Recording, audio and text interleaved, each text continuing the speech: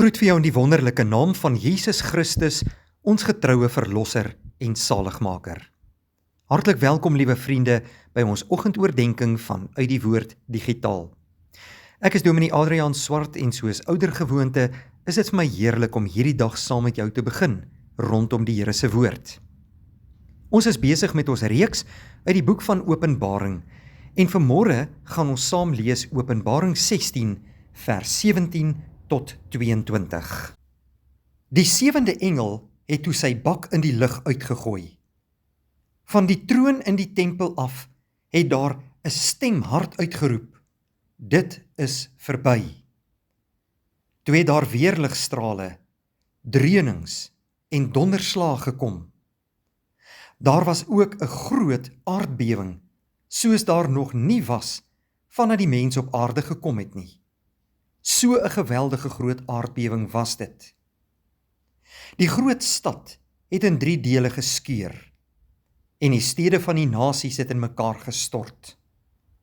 God het ook nie vergeet om vir die groot Babylon die beker met die wyn van sy gloeiende toorn te gee nie. Al die eilande het verdwyn en berge was daar ook nie meer nie. Groot haalstene, elkeen omtrent 50 kilogram swaar, het van die hemel af op die mense geval. En die mense het God gelaster oor die plaag van die haal, omdat die plaag verskriklik groot was. Hierdie laaste oordeel, broeder en suster, die 7de bak, is 'n oordeelsbak vol gloeiende kole wat die huidige mense geskiedenis tot 'n einde bring.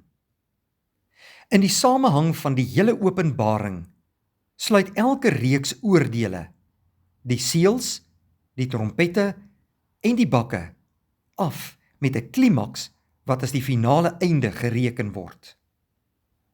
Die 6de seël vertel van natuurrampe wat die finale groot dag, die einde laat aanbreek. En die halfuur stilte was bloot die spannende afwagting van God se finale oordeel wat moet ontvou.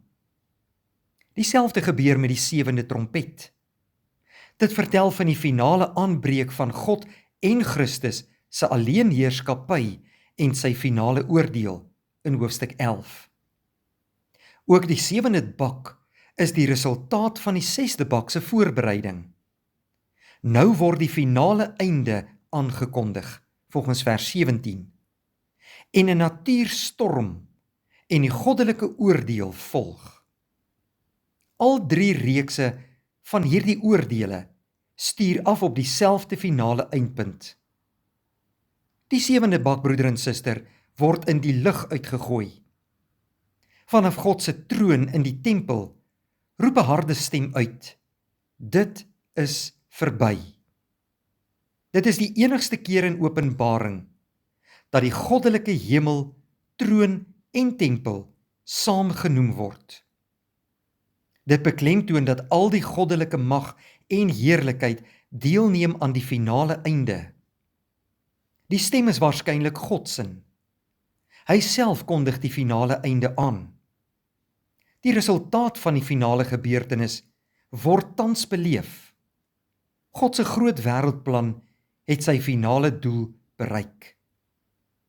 Ons kry dieselfde uitdrukking, dit het nou klaar gebeur, in hoofstuk 21 vers 6, waar die nuwe skepping volg op die finale einde.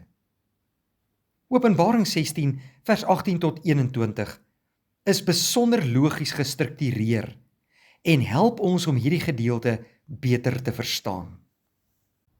Daar sal weerligstrale wees, dreunings en donderslae. Dit alles deel van 'n nuwe eksodus van die nuwe geloofsvolk van God. Die aardbewing wat die goddeloses tref, word 'n groot aardbewing genoem. Dit is so erg dat die groot stad in 3 skeur. Hierdie groot stad is 'n verwysing na Jerusalem. Die uitwerking van hierdie 7de bak is vernietigend.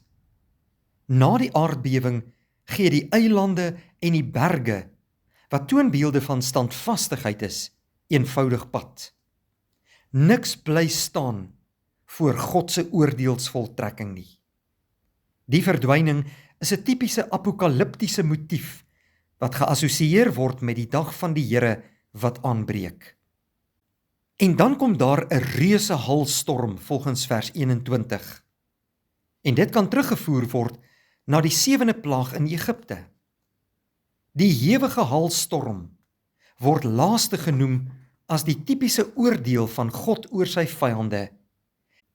En dit was reuse hailstene wat ongeveer 50 kg elk geweeg het. Dit sal vernietigend wees vir die wêreld en sy mense. Die grootste en die swaarste hailstene in ons huidige leeftyd, broeder en suster, het in 1986 op Bangladesh geval en het ongeveer 1 kilogram geweeg. Maar hierdie laaste hailstorm, as God se oordeel, sal 50 kilogram hailstene op die aarde gooi. Weereens weier die bewoners van die aarde, die goddeloses, om hulle tot God te bekeer, sê vers 21. In plaas daarvan laster hulle God oor die haal. Hulle soek die fout by God en nie by hulle eie hardkoppige weiering om God as die alleenheerser te erken nie. Hierdie 2 hoofstukke, broeder en suster, hoofstuk 15 en 16, gryp 'n mens geweldig aan. Dit ontbloot die wrede werklikheid en gevolge van 'n volhardende weiering om God se vergifnis te aanvaar. Die oordeelsvoltrekking is fel en onverkooklik. Ons moet God se oordeel altyd vanuit 'n Bybelse perspektief verstaan. Die vestiging en erkenning van God se alleenheerskappy op die aarde is die oorkoepelende tema van die boek Openbaring. Die finale reeks oordeelsvoltrekkings spruit voort uit God se hemelse grootheid en regverdigheid. Daarom is sy toorn oor die sonde geregverdig, want dit tas sy heiligheid aan. Kom ek en jy bely vandag ons sonde voor die lewende God. Ons vra dat hy ons sal skoon was deur die bloed van Christus.